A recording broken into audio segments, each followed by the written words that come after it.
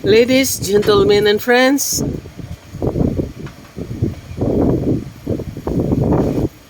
today I want to share with you another beautiful bird in the globe named golden-headed manakin. Golden-headed manakin. And it looks like this.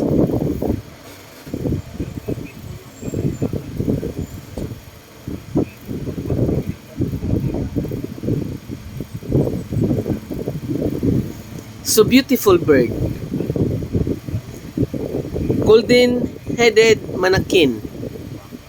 This small and beautiful bird is specifically found from Panama to the Amazon River and from eastern side of the Andes across to the Atlantic Ocean.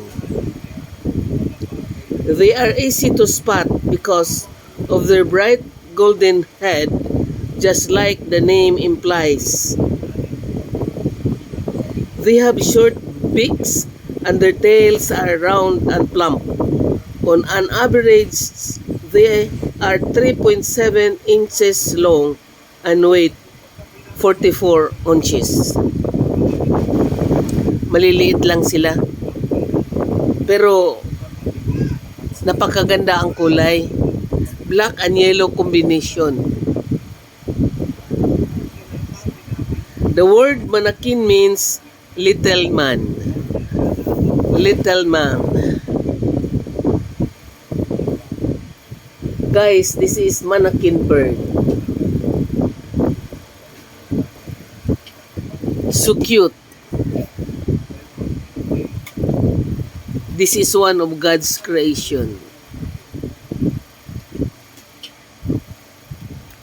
That's all, guys.